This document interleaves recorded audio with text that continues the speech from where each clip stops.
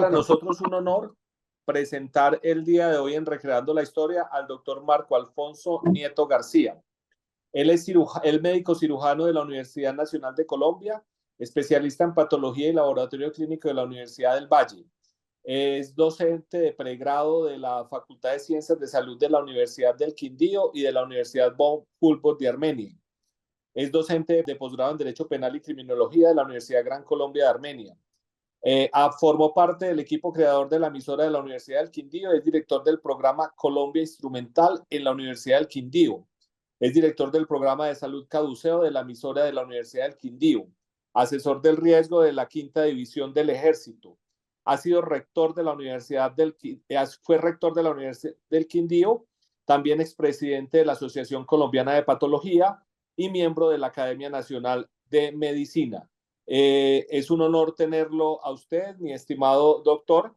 Y antes de concluir esta presentación de la hoja de vida, queremos decir que nos acompañará al final de la conferencia el ingeniero Luis Carlos Martínez, quien fue asesor de gestión del riesgo de la Presidencia de la República en los gobiernos de los presidentes Santos y Duque. Bien pueda, doctor Marco Alfonso, comience con su conferencia. Muchísimas gracias. Buenas noches, doctor Castillo. Un cordial saludo a todos los que nos están acompañando en la conferencia. Es un honor para mí la invitación que ustedes nos hicieron para dar esta charla, que realmente es muy interesante. Me apasiona un poquito porque he estado muy metido en el cuento de gestión de riesgo desde hace varios años y necesitamos ver los cambios que se están dando. Quiero, digamos, contextualizar la presentación en tres bloques, digámoslo así. Inicialmente el contexto, luego hablaremos de unos desastres a través de la historia, sobre todo de los que nos competen a esta zona, que son los movimientos telúricos y de pronto algo de vulcanología, y concluiremos con lo que se está haciendo y lo que se aspira a tener en el futuro con respecto a esta situación. Y comienzo con una diapositiva que es muy interesante y es esta. Como ustedes pueden observar, aquí tenemos en el 2022 el pasado, el antepasado y el tras antepasado. Esta fue una situación que se presentó en Dos Quebradas. En 1926, en ese lugar, hubo una avalancha con varios muertos. 1976, otra avalancha con varios fallecidos, y en el 2022 tuvimos la última, que aquí podemos ver cómo se dio esa avalancha sobre unas viviendas que estaban en este sector y las consecuencias que podemos observar aquí de que realmente hubo una destrucción total de lo que había. ¿Y esto por qué se da? Porque no hubo gestión del riesgo. Por eso yo quiero hacer un poco de énfasis en lo que es la gestión del riesgo. Porque realmente cuando se presentan los desastres o el evento adverso, podemos encontrar viviendas destruidas, muertos, heridos, desaparecidos, damnificados, desorganización, la comunidad aislada, producción afectada, pérdidas y la respuesta de la comunidad. Cuando la comunidad y el municipio puede, se llama una emergencia. Pero cuando se supera la capacidad es un desastre y hay que recurrir a ayuda a nivel del departamento, a nivel nacional o inclusive apoyos internacionales. Eso es lo que el panorama que uno ve con respecto a los desastres. Y lo grave es que tenemos amnesia. Con respecto al Mero, por ejemplo, tuvimos información previamente de que hace muchos años el volcán Nevado del Ruiz había dado ya una situación muy parecida, que no hubo muertos porque aún no estaba habitada la zona, pero después, conociendo y sabiendo lo que iba a ocurrir y existiendo inclusive ya algunos sistemas de alarma, de todas maneras no se hizo nada, porque ahí el profesor Gonzalo Duque Escobar de la Universidad Nacional ya había hecho un mapa de los daños potenciales del volcán y hasta dónde iban a llegar los flujos de lodo que se produjeron. Pero definitivamente no hubo atención a eso y hubo un descuido cuando se dio una alarma que debió tenerse en cuenta. Aquí tenemos, ocurre algo, ahí sí todo el mundo reacciona, todo el mundo aparece y una situación usual. Aparecen los políticos, los que están interesados en conseguir boticos le llevan sus ollitas, le llevan el mercadito, le llevan unas cobijitas, cualquier cosa, para tener una clientela, digámoslo así, fija en las votaciones. Pero nosotros debemos trabajar en la cultura de la prevención. Y aquí voy a tocar unos temas, digamos, que se relacionan con nosotros. Por ejemplo, las pandemias. El VIH-Sida, que a la fecha tiene 39 millones de muertes. La peste bubónica en Europa en el siglo XIV, pues realmente ahí no había mucha posibilidad. La gripe española, 100 millones de muertos entre 1918 y 1920, o sea, 100 años antes de que nos llegara el COVID-19, que nos llevó más o menos a nivel global de 6.230.000 muertes. Y ya, por ejemplo, una forma de prevención se dio, por ejemplo, la viruela. Y la viruela con la vacuna, pues ya se controló y, digamos, se erradicó.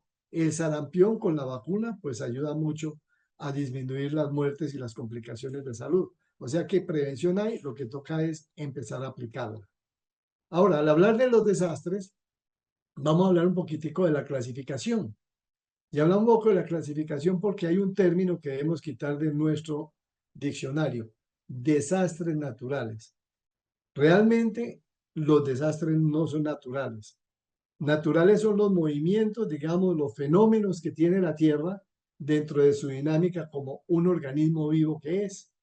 Pero los desastres son más de origen antrópicos. Los hemos hecho nosotros, los hombres, poniéndonos en situaciones de riesgo. Por ejemplo, vivir cerca de los volcanes es una situación de riesgo y nos estamos ubicando ahí. Posiblemente, pues sí, las tierras son más fértiles, son mejores para la producción agrícola, pero tenemos el riesgo de cuando el volcán haga una erupción, desaparecer. Y socioculturales que también son originados por los humanos. Entonces estamos observando ahí ese tipo de fenómenos. Ahora, la Tierra pues tiene sus movimientos como ser vivo que son los geológicos, los sismológicos, los volcánicos, las remociones en masa, que estos son, digamos, los que nos quedan más cerca a nosotros en esta región donde estamos viviendo. Tenemos ya otros más alejaditos, digamos los maremotos o tsunamis. Las remociones en masa las tenemos aquí y en el mar también. Y los terremotos, pues volvemos a recordarlos ahí. Y hay fenómenos hidrometeorológicos: lluvias, vendavales, neblinas, tormentas e inundaciones, que cada rato estamos observando los efectos de estos fenómenos en muchas zonas del país que afectan a los menos favorecidos y a los que están mal ubicados para poderse proteger.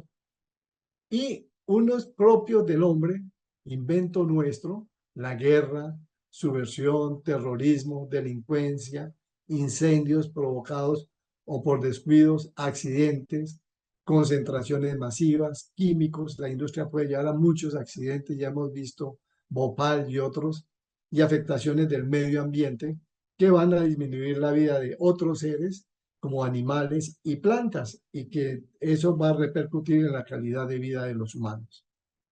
Y en socioculturales vemos muchos, por ejemplo, estampidas. A mí me tocó, cuando hacía residencia, hacer 29 autopsias de una estampida que hubo en un partido del América y el Cali, allá en la capital del Valle. Los apagones, la contaminación que le estamos viendo, sobre todo con los plásticos en el mar y con muchas sustancias, la deforestación, el cambio climático, los desplazamientos. Eso es como para hacer un resumen de apertura.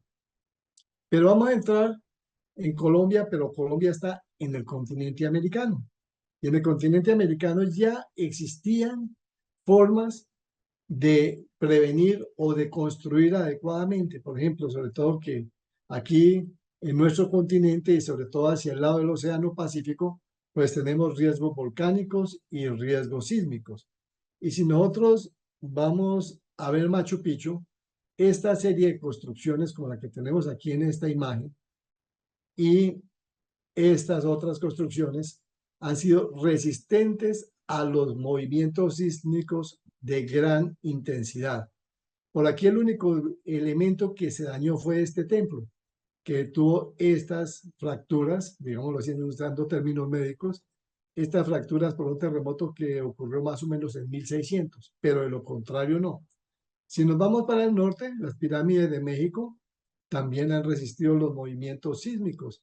Aquí tenemos una pirámide que está en Monte Albán, México.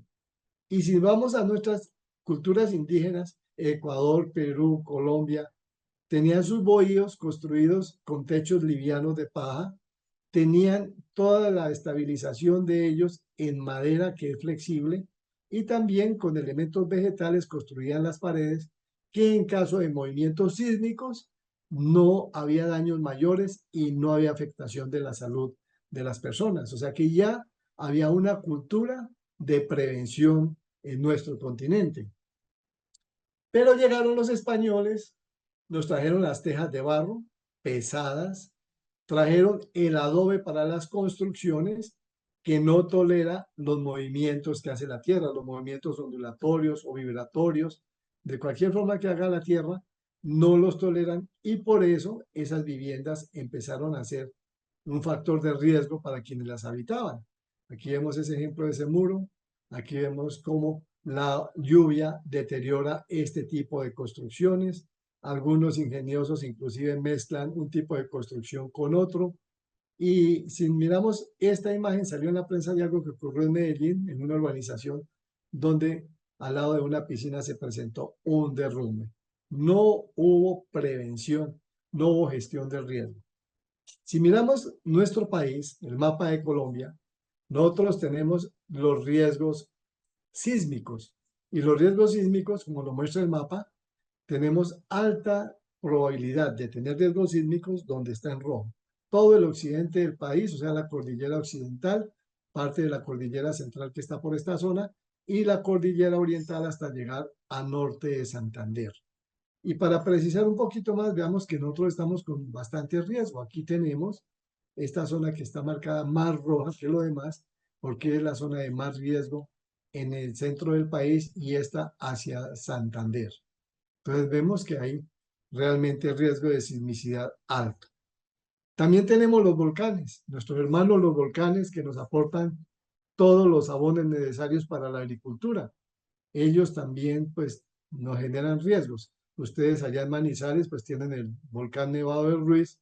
Nosotros aquí por el lado del Quindío y Tolima tenemos el volcán Cerro Machín, que es un volcán de alta presión, un volcán que en el momento que se active o que entre en erupción, los daños van a ser graves porque hacia el oriente del país va a lanzar gran cantidad de piroclastos, elementos sólidos de gran tamaño, de gran temperatura y lava que va a cubrir todo lo que es el río Conveima, Cajamarca, va a llegar más o menos a Girardot y de pronto puede llegar hasta Melgar todo el producto de la erupción hacia el oriente. Y hacia nuestro lado nos manda cenizas, y las cenizas también son muy nocivas para la salud, por un lado. Por otro lado, además de afectar las vías respiratorias, sobre los techos de las viviendas generan gran peso y pueden hacer colapsar las viviendas. Y esa ceniza puede llegar hasta el departamento del Valle del Cauca. Y entrando en la parte histórica, de lo que se encuentra, digamos, escrito, de lo que ha habido información. Por ejemplo, hay un escrito que habla que Cajicá fue destruido por un sismo en 1616. O sea que ya desde la época de la colonia hay reportes de sismos. Y luego hay otros bien documentados, 1743, 1785 y 1826. De pronto vamos a hablar un poquito de este de 1785.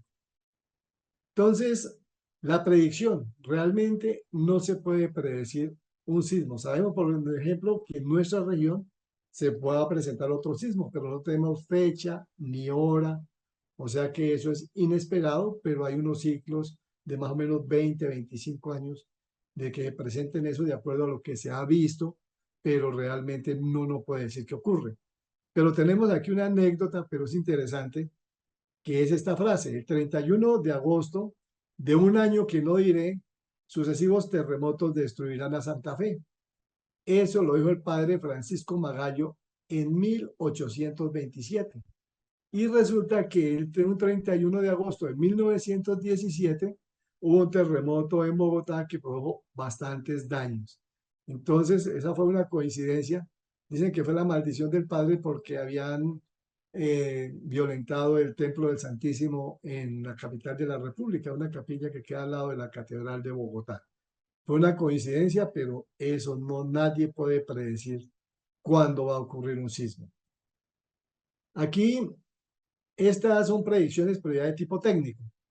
En 1644 hubo un sismo en el barrio Tunjuelito de Bogotá, donde el barrio Tunjuelito, e hicieron una descripción exacta, muy detallada, muy buena a las personas que lo vivieron y, digamos, fueron tan exactos los datos que permitieron sacar conclusiones sismológicas y geotécnicas de esa zona de Bogotá.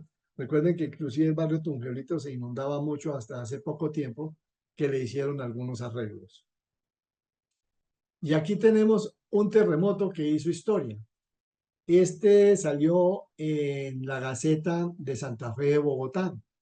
Entonces, aviso de terremoto sucedió en la ciudad de Santa Fe de Bogotá el día 12 de julio de 1785. Fue un terremoto bastante grave.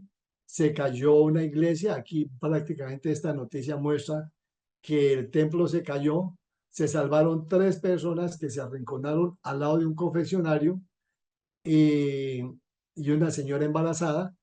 Y se murió otra señora que estaba rezándole a la Virgen, había estado en la misa, había comulgado, le había rezado a la Virgen, y concluyen en el artículo que esa señora al rezarle a la Virgen se la llevó directo al cielo porque había ido a misa y se había confesado y comulgado. Entonces, son historias interesantes. ¿Qué hicieron en ese evento? En ese evento, pues lo que hicieron fue ir a buscar la forma de apoyar a las personas con materiales, madera, ladrillos, tejas, todo lo que requerían para la construcción. Y empezar a pensar, porque hay algunos documentos que hablan de ver qué técnicas de construcción eran las más adecuadas para poder tolerar esos movimientos. ¿Y qué ocurrió? Como ocurre ahora, hubo especulación, tuvieron que poner control de los precios de los materiales. Pero aún teniendo materiales, no había quien construyera. Faltaban ingenieros, albañiles y otros obreros. Tuvieron unas dificultades siempre importantes en eso, pero ya por lo menos tomaron unas medidas después de haber ocurrido el hecho para reconstruir. Básicamente fue para post-evento.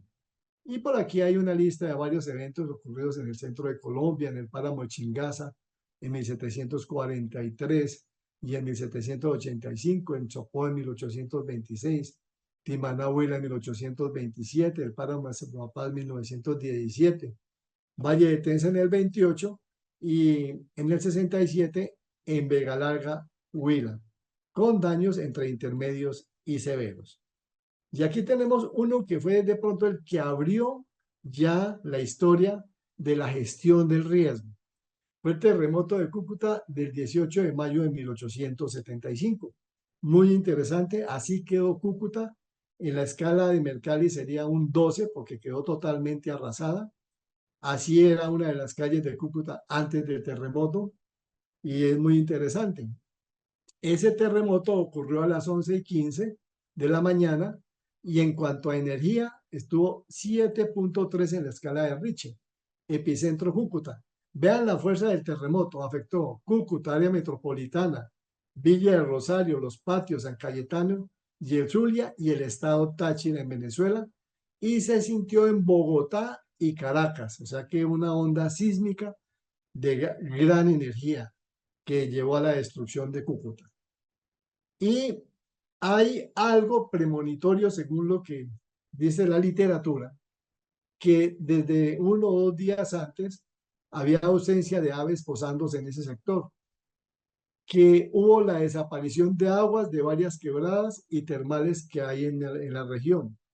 Y algo más curioso, un ciego advirtió sobre el desastre y sacó a la familia de Cúcuta. Se fue por allá para una vereda, pero sacó a la familia de Cúcuta. Son de los documentos interesantes que estuvimos revisando. ¿Qué más había premonitorio aparentemente? Que la noche anterior pasó una bola de fuego que recorrió de norte a sur. Es posible que haya sido un meteorito, pero fue una coincidencia. Lo que sí no es coincidencia, pero sí avisó sacudidas los días anteriores. Y A causa de este evento sísmico, afloraron aguas termales en la carretera de San Antonio a Rubio, en Venezuela, y en un lugar cercano a Urueña llamado Aguascalientes. Entonces, esta es otra de las fotos de ese evento en Cúcuta.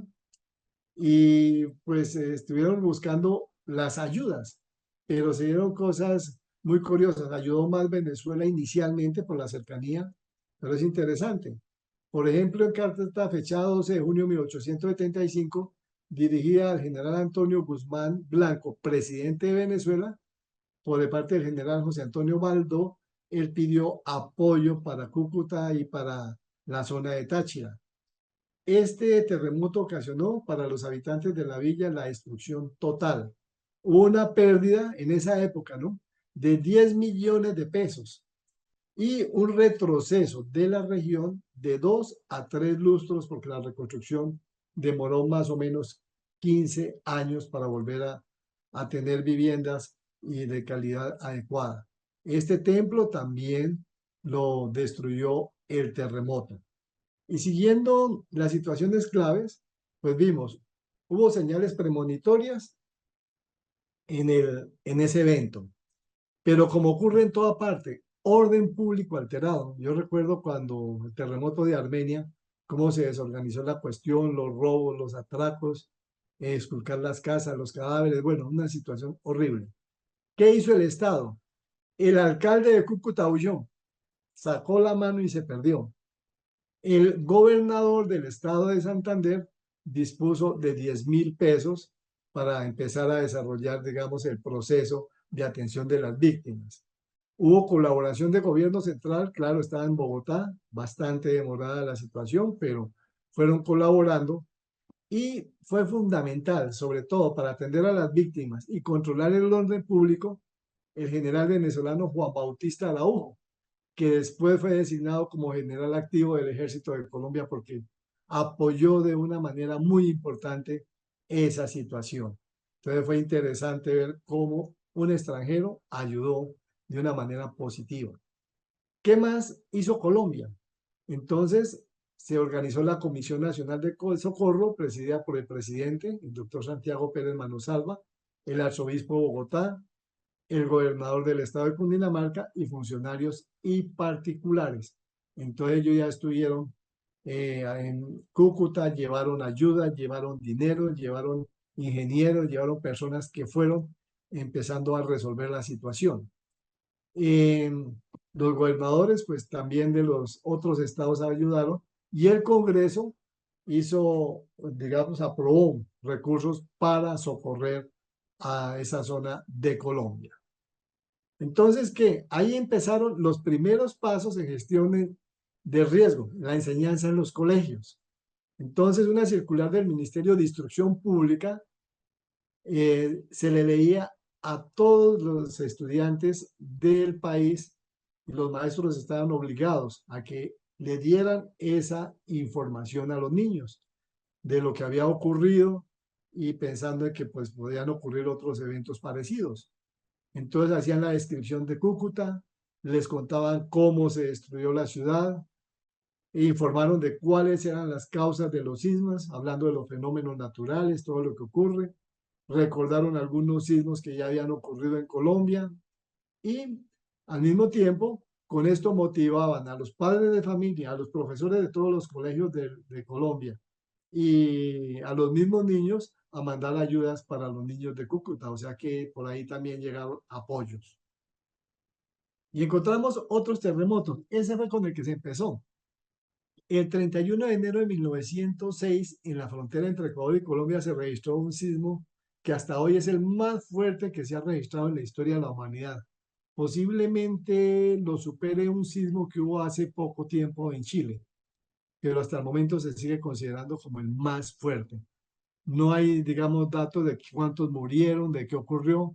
Generalmente son zonas que en esa época no eran tan habitadas, entonces posiblemente no hubo fallecidos o lesionados, y si los hubo fueron muy pocos, y tuvo una intensidad de 8.9 en la escala de Richter, o sea, mucha energía liberada, que la escala va de 1 a 10. Tenemos el terremoto en Cumbal del 14 y 16 de diciembre de 1923.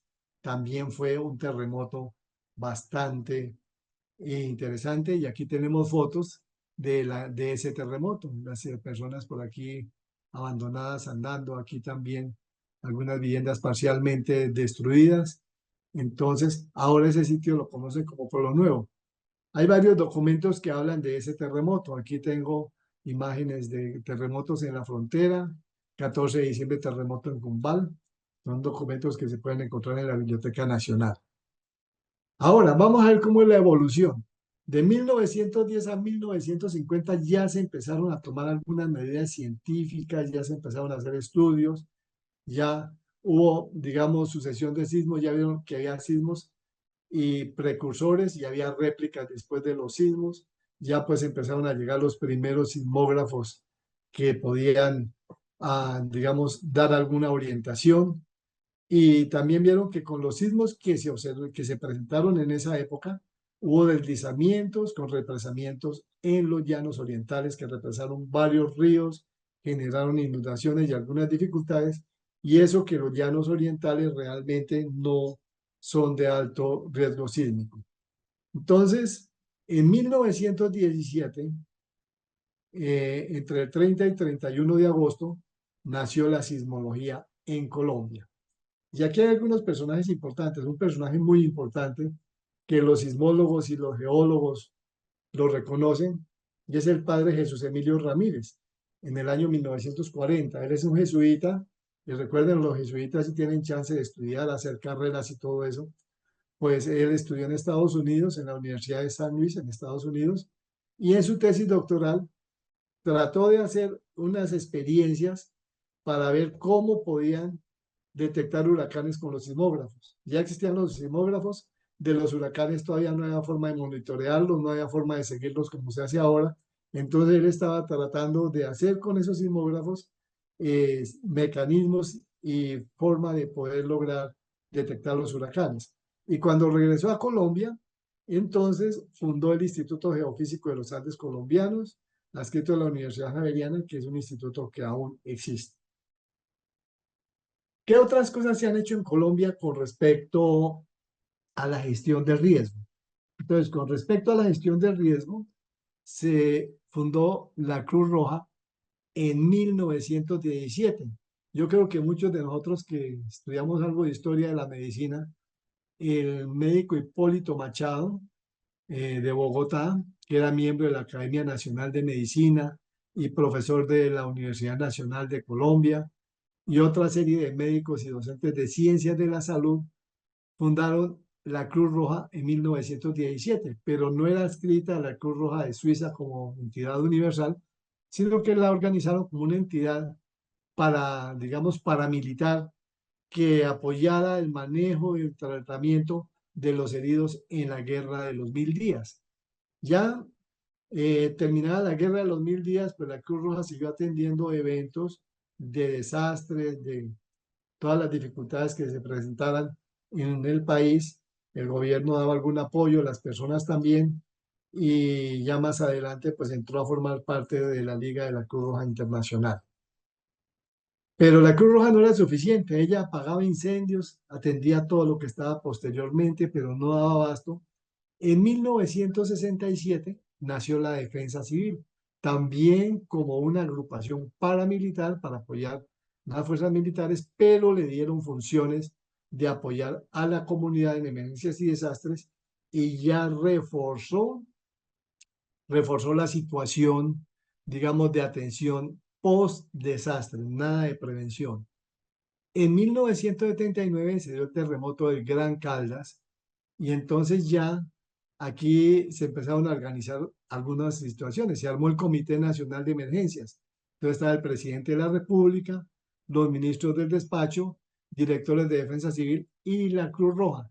Entonces ya fueron dando, digamos, como forma a una entidad que aparecería posteriormente relacionada con la atención y la gestión del riesgo. Entonces, pero sobre todo seguían dándole más prelación a la atención. Entonces aquí tenemos detalles muy interesantes. El 30 de julio de 1962, y aquí ya hablo de la región, estuvo un terremoto que tuvo como epicentro Pueblo Rico, Risaralda. El 3 de abril del 73, el epicentro Anselma Caldas.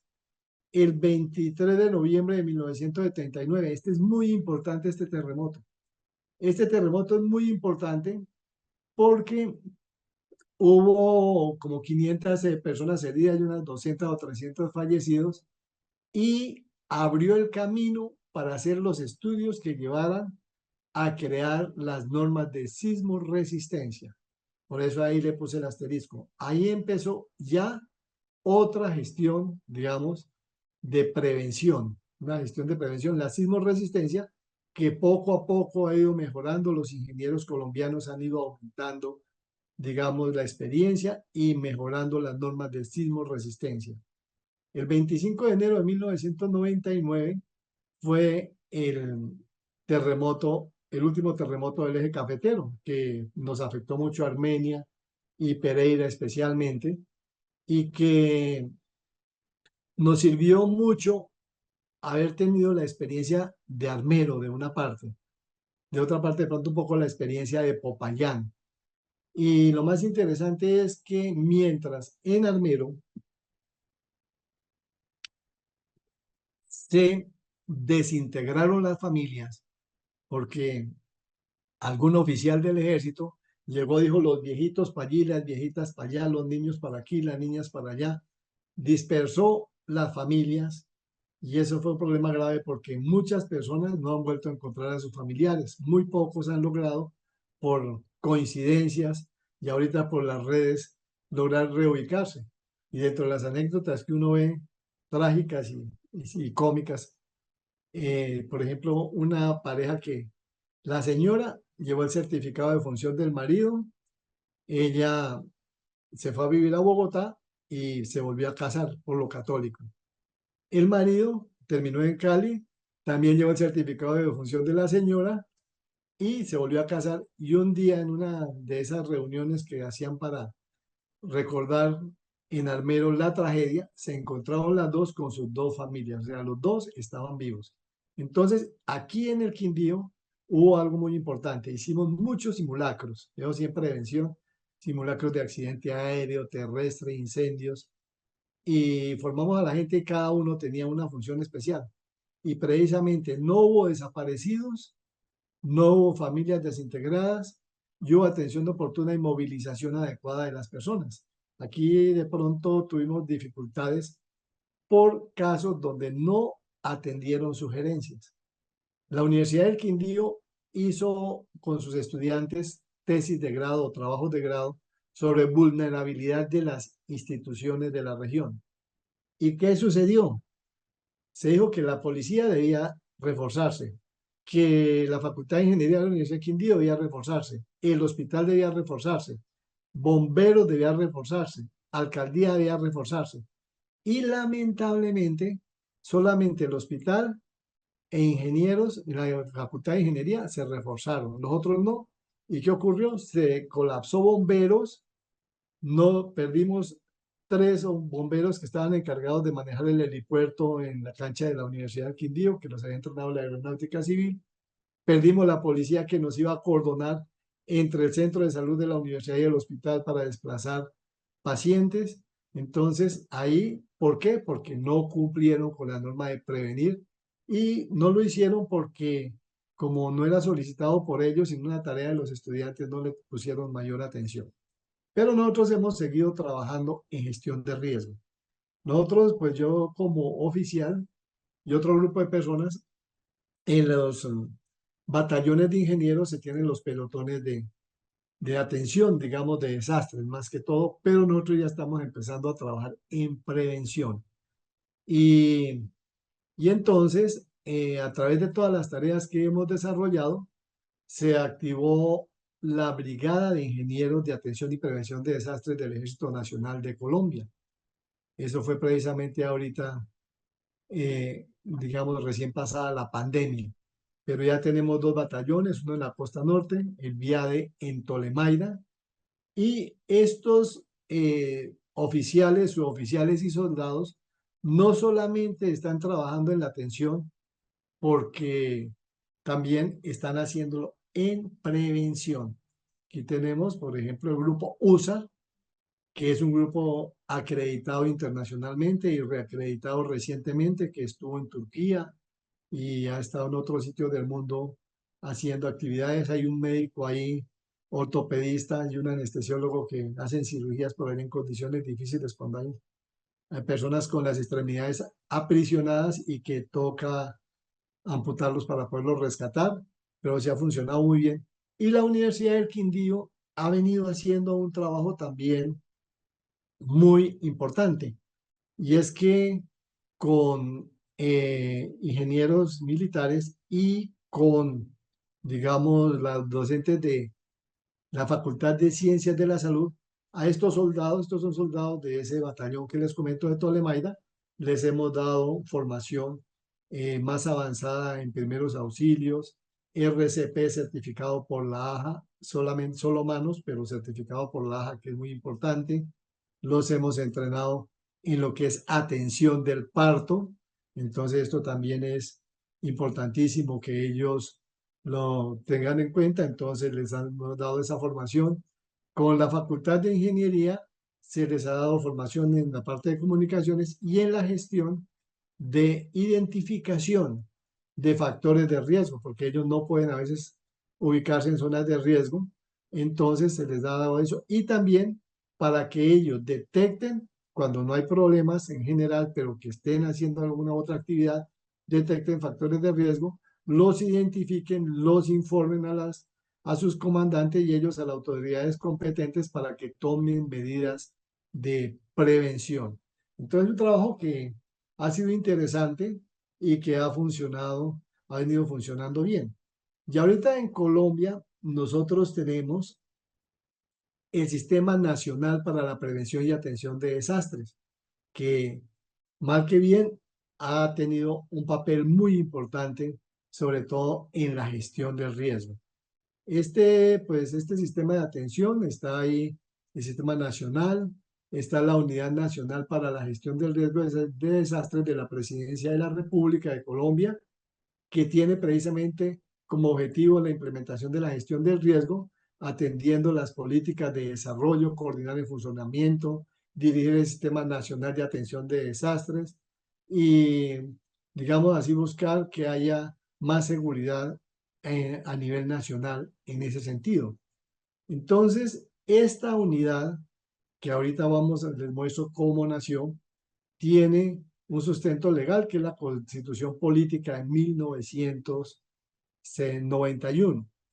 Y está la ley 1523. Les sugiero que lean esta ley que es muy importante porque a todos nos compromete. Ley 1523 de 2012 del Sistema Nacional para la Atención de Desastres y el decreto 2157 de 2017, donde están las directrices generales para la elaboración del plan de gestión del riesgo de desastres de las entidades públicas y privadas. Nosotros, al tenor de esta ley, hicimos, por ejemplo, la caracterización de los riesgos de los batallones de ingenieros de Colombia. Entonces hicimos ahí, con la Universidad del Quindío se creó un instrumento para identificar los riesgos, informarlos para que hagan las correcciones correspondientes el Ejército Nacional. Tenemos la ley 322 de 1996, donde se creó el Sistema Nacional de Bomberos y se dictaron otras disposiciones. Y es muy importante, realmente existían los famosos bomberos voluntarios, que la gente les colaboraba con alguna cosa, pero realmente que fuera un sistema que respondiera, que tuviera el entrenamiento adecuado, que pudiera reaccionar adecuadamente en una situación especial, pues no existía. Y, inclusive, hay algunos de los bomberos de las ciudades que están más especializados en manejar los incendios estructurales de los edificios. Y nosotros, los soldados que tenemos en Tolemaida, manejan los incendios forestales. Por eso fue que ellos apoyaron en Bogotá el manejo de los incendios que se dieron este comienzo de año en los cerros de la capital de la República, porque ellos tenían más experiencia en eso, ya que frecuentemente por Melgar, Carmen de Apicalá, Girardot, toda esa zona, aparecen incendios y ellos ya saben manejarlos. ¿Qué más ocurrió?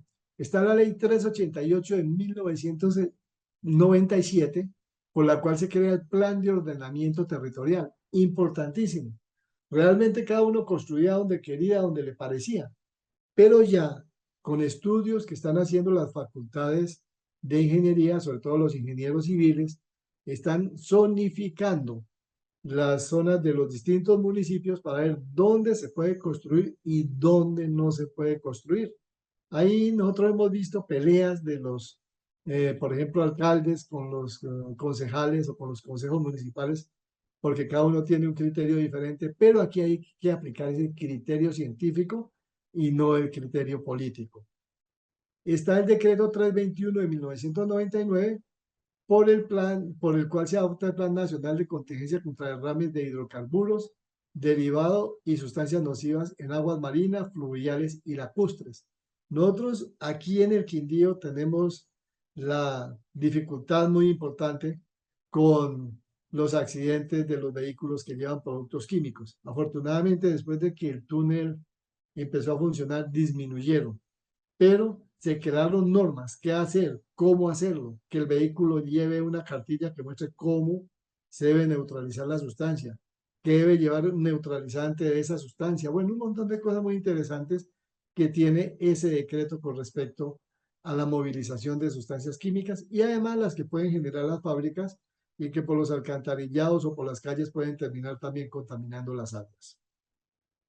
Está el decreto 969 del 95, por el cual se organiza y reglamenta la Red Nacional de Centros de Reserva para la Atención de Emergencias.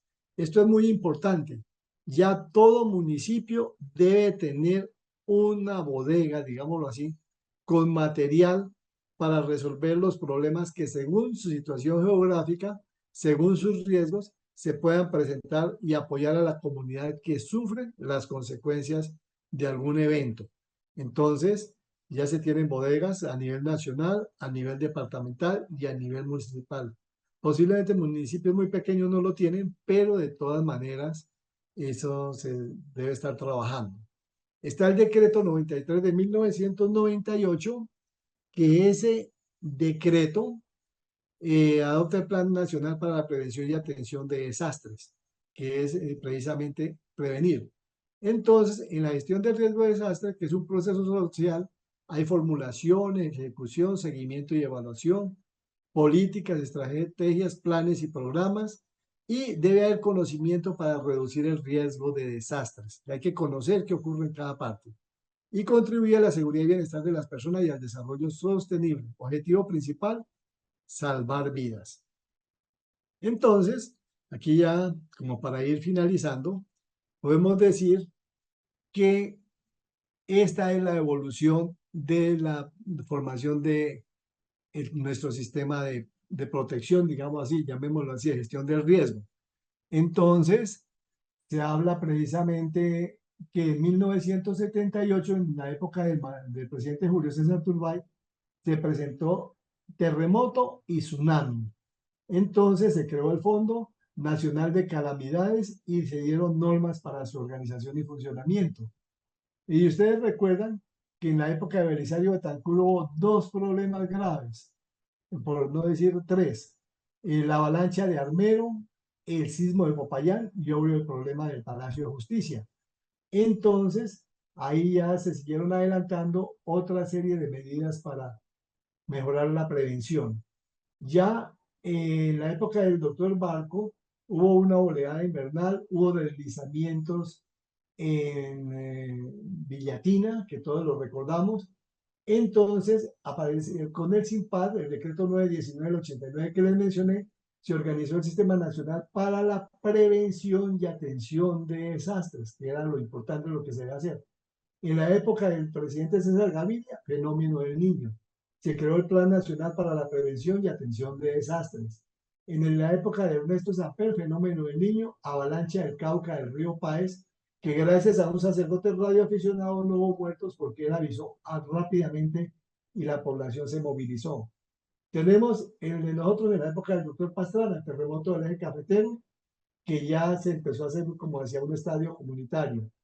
En la época del doctor Uribe hubo varios eventos: erupción del volcán Galeras, y empezó el Plan Nacional del PND y la Ley 812 del 2003. Y tenemos que en el 2006, estando también el doctor Uribe, fenómenos del niño y la niña, erupción del volcán Nevado del Huila, inundación cuencas bajas de los ríos Cauca, Sinú y San Jorge, y se siguió, digamos, reforzando el PND.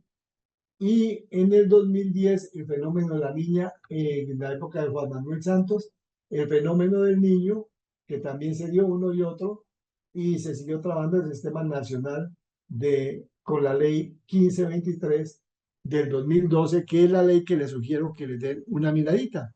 Esa ley pues tiene varios capítulos, tiene como finalidad la autoconservación, la precaución y la coordinación. Y si seguimos revisando algunos detalles, ¿cuáles son los procesos de la gestión del riesgo? Que todos debemos hacerlos, no solamente en desastres de origen natural, sino humano.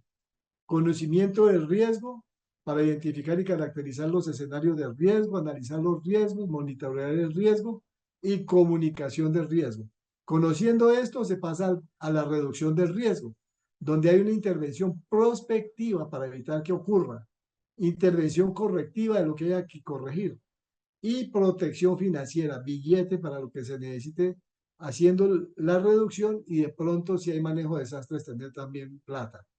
Ya en el manejo del desastre, prepararse para la respuesta, prepararse para la recuperación, ejecutar la respuesta y ejecución de la recuperación. Entonces, esto es lo que tenemos ahí.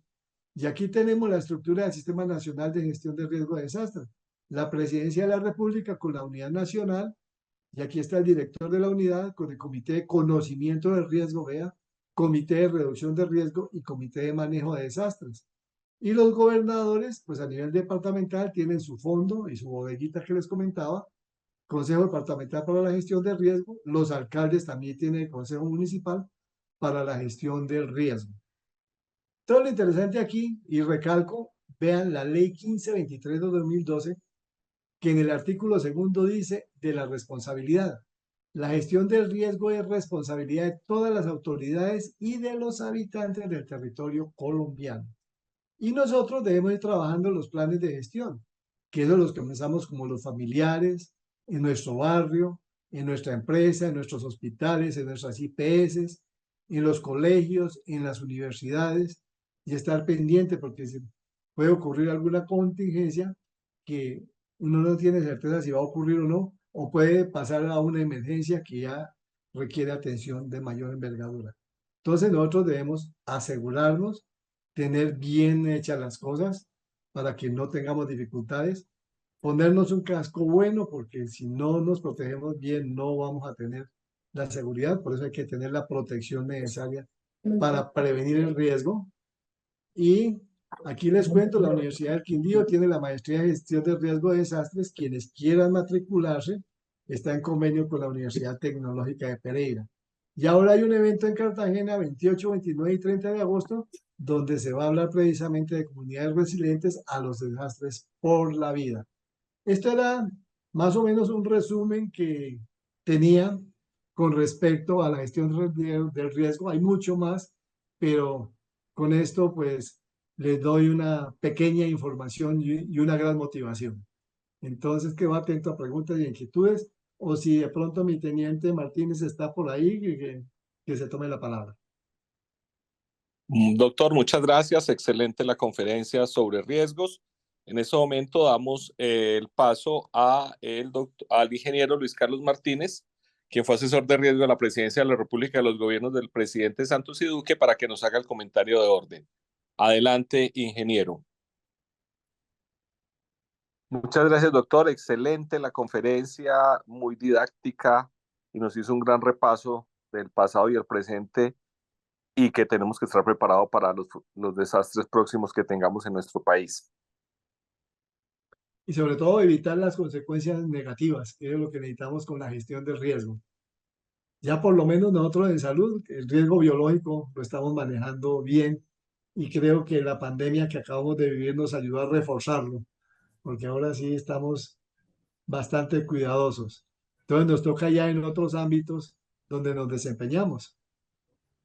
Listo, bueno, solo para hacer dos comentarios importantes de acuerdo a lo que nos comentaba el coronel Nieto, y es en dos sentidos. Primero, Colombia ha venido evolucionando en el tema de política pública, en el tema de articulado sobre el tema de riesgos y desastres en el país.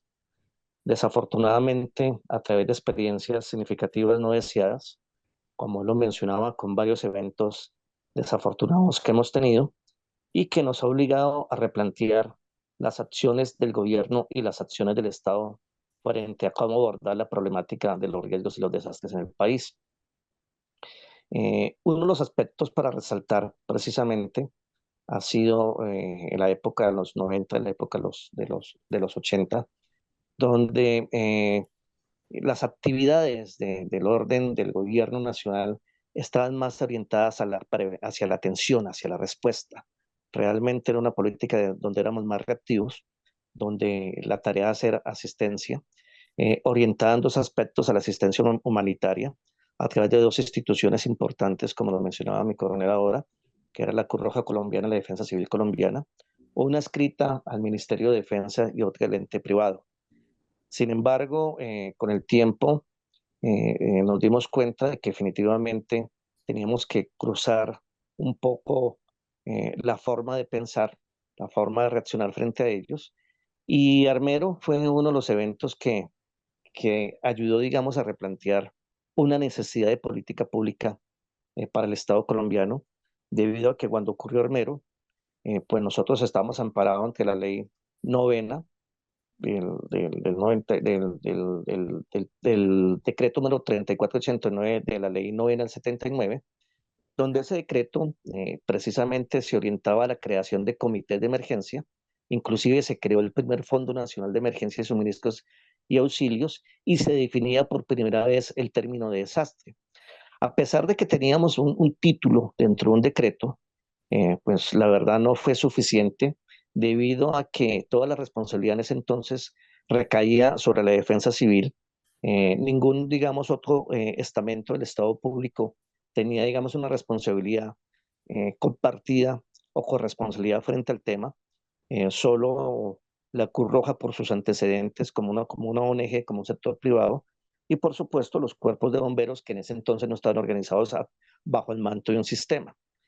Ese evento, casualmente, de Armero, denotó que faltaba realmente una política pública y fue así que a través del PNUD y con el gobierno del presidente Virgilio Barco decidieron apoyar la creación de una figura y una política pública que se amparó en la Ley 46 de 1988, que fue reglamentada por el decreto 919 de 1989. Ahí se crea la estructura del sistema por primera vez, donde tenemos entonces una representación de corresponsabilidad local a través de los alcaldes a nivel departamental y a nivel nacional y a nivel de los sectores, es decir, de los 24 sectores del Estado. Este sistema en sus primeros 30 años fue un referente a nivel internacional, pero a finales de los 90, comienzos de los años 2000, el tema conceptual fue cambiando mucho, fue avanzando. Y ya comenzamos a no hablar de gestionar los desastres, sino de gestionar los riesgos. ¿En qué sentido? En que nosotros no solamente teníamos que atender los hechos ocurridos, sino que nuestra tarea era precisamente más bien intervenir los riesgos que al no gestionarlos se convertían en desastre y era lo que nosotros finalmente estábamos atendiendo, que la inversión era atender más bien o gestionar los riesgos, no evitando que el fenómeno natural ocurriera, pero sí evitando pérdidas y daños, impactos directos o indirectos, tangibles e intangibles, de acuerdo al evento, de acuerdo al contexto territorial, y de esa forma evitar situaciones de desastres o de situaciones de emergencia que interrumpieran la normalidad del gobierno municipal o del gobierno departamental o, por qué no, del gobierno nacional. Sobre esa base, se pensó entonces a replantear de que nosotros teníamos que pasar de un sistema nacional de prevención y atención de desastres, donde el enfoque era más reactivo, a pesar de que hablábamos de prevención, a pesar de que teníamos unas comisiones, como la comisión técnica, la comisión operativa y la comisión científica, que era la académica, pero finalmente lo que se buscaba ahí era superar la parte reactiva, superar el asistencialismo y comenzar entonces a trabajar sobre el tema de gestión de riesgo. Algo importante para mencionar aquí, mi coronel Nieto me habló algo sobre ello, y era que sí, el primer abordaje que se dio era precisamente asistencia humanitaria. Y si uno recuerda brevemente la historia de la región de las Américas y el Caribe frente al tema, pues uno recuerda que en los años 50 el enfoque era más en el tema de salud, en el tema salud, en el tema médico. Inclusive se comenzaba a hablar de la epidemiología de los desastres y fue así como a través de la Organización Panamericana de la Salud se comenzó a hablar de preparativos para emergencias y desastres. ¿Por qué? Porque la preocupación se daba era por el número de víctimas asociadas a estos eventos desastrosos, ya sean mortalidad y morbilidad, y entonces fue así como se comenzó a acuñar muchos de esos trabajos que se trabajaban sobre epidemiología, sobre todo asociados a las epidemias y pandemias, y trataron, digamos, de buscar la configuración para poder, digamos, empoderar el sector salud o el tema salud frente a este tema. De esa manera, por eso, digamos que en cierta manera tuvo liderazgo en esos inicios, todo a través de la Organización Panamericana de Salud a nivel regional y obviamente del sector médico, porque lo que queríamos era precisamente evitar eso, que pudiéramos tener mayor número de pérdidas de vidas humanas frente al tema, pero enfocado más en la parte de la salud física que sobre la salud mental. Finalmente, estos primeros, digamos, esbozos sobre el tema de epidemiología de los desastres se comenzó a dar a comienzos de los 70, sobre todo con el terremoto de Guatemala en 1976, donde se hizo el primer informe epidemiológico en un desastre asociado a un evento sísmico, ¿no? Eh, Esto nos ayuda entonces a entender por qué hemos tenido a veces diferentes abordajes y diferentes aproximaciones. Como les decía, la primera la asistencialista, después desde el punto de vista médico, después ya en los años 80, 90, hubo una mayor presencia de las ciencias naturales, es decir, más desde un punto de vista de la meteorología, de la vulcanología, de la sismología, de la hidrología, porque comenzaron entonces a apuntarle que los eventos se asociaban más a esas condiciones amenazantes debido a los fenómenos naturales y sobre eso teníamos unas brechas en el conocimiento y de ahí la necesidad de comenzar a estudiar y comprender esos fenómenos naturales que de cierta manera, en cierto momento, comenzamos a señalarlos como los culpables de los eventos desastrosos, mal llamados hoy en día desastres naturales, cuando sabemos que los desastres son originados precisamente por las actitudes y conductas del ser humano, por no comprender esa dinámica natural e imponer una dinámica social frente a ellos. Entonces, ese término de desastres naturales, digamos que se acuñó ahí, pero es un término que hoy en día sabemos que no es cierto, ya que los desastres son la construcción social del ser humano, tanto individual como colectivamente, debido a la falta de la planificación, a la falta del derramamiento territorial, entre otros aspectos más. Después tuvo una proyección más desde las ciencias aplicadas, porque ya se comenzó a hablar en términos de vulnerabilidad, a hablar en términos de reducción del riesgo, de mitigación del riesgo.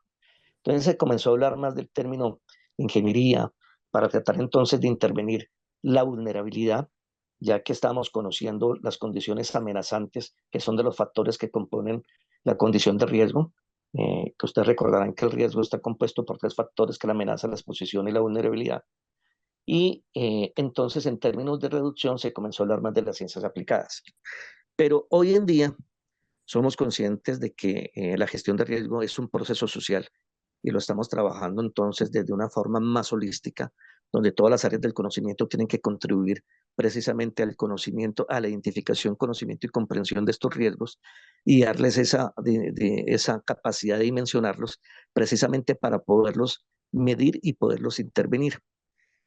No cabe duda que en esos avances, en ese conocimiento frente al tema, dimos un giro muy fuerte cuando ocurrió el fenómeno en el año del 2010, y no porque ocurriera el evento, ¿no? Ya se estaba viniendo de que la ley teníamos que modernizarla, la ley 46, precisamente porque estaba por fuera del contexto de la Constitución Pública de 1991, y necesitábamos entonces ponerlo a los nuevos conceptos actuales, a los nuevos aprendizajes, y fue así que llegamos a la ley 1523 del 2012, que es la ley que actualmente nos está amparando, que es el Sistema Nacional para la Gestión de Riesgos de Desastres, donde finalmente, como lo decía mi coronel Nieto, nos enseña de que para poder intervenir los riesgos primero tenemos que conocerlos, pero más que conocerlos, como dice el Marco Senday, es comprenderlos, porque aquí el problema de los riesgos es una falta de comprensión y entendimiento dentro de lo físico natural o lo físico construido cuando nosotros ocupamos unos espacios naturales que tienen un orden natural, que se rigen bajo unas leyes naturales, y nosotros al emplazar ese concepto físico social construido, ese físico construido, donde tenemos unas dinámicas sociales con una legislación humana propia, es ahí donde tenemos un mal proceso de negociación, donde está perdiendo uno, el ambiente natural, porque lo estamos colocando en riesgo, debido a que tenemos hoy en día riesgo asociado al ambiente por pérdida de la calidad del suelo, pérdida de la calidad del agua, pérdida de la calidad del aire, pérdida de los bosques, situación que se está viendo hoy en día con el proceso de cambio climático. Y al igual estamos generando o estamos exponiendo eh, infraestructura frente a una dinámica natural, como ha ocurrido, como pasa hoy en día con Galeras, donde desafortunadamente se construyó las faldas del volcán Galeras, donde hemos construido en lugares donde no deberíamos de tener asentamientos humanos, pero desafortunadamente es un problema que se ha heredado precisamente por la falta del conocimiento y comprensión de estos fenómenos naturales, que hoy en día tenemos diferentes ciudades con diferentes contextos de riesgo que nos invitan a intervenir precisamente para evitar tener otra situación eh, adversa como la que tuvimos con Armero, como la que hemos tenido con Popayán, como la hemos tenido con el eje cafetero, como las recientes, como la hemos tenido con Mocoa, con San Andrés, y que seguramente esta ley tendrá que seguir trabajando fuertemente precisamente para implementarla, no solamente a nivel del territorio, sino a nivel de los 24 sectores del Estado. Ya para finalizar, simplemente para colocarlo como anécdota, nosotros tuvimos ahorita una situación emergente que fue la pandemia. Y con la pandemia hubo situaciones de discusión que yo quiero compartir con ustedes. Y en primer lugar fue que con la pandemia nos marcamos a la ley novena, al Código Sanitario, un código que ya tiene más de 30 años en funcionamiento para declarar la emergencia, pero nunca usamos el sistema, nunca usamos la 1523, no declaramos el desastre nacional y ahí hubo el desastre o la calamidad pública del orden nacional.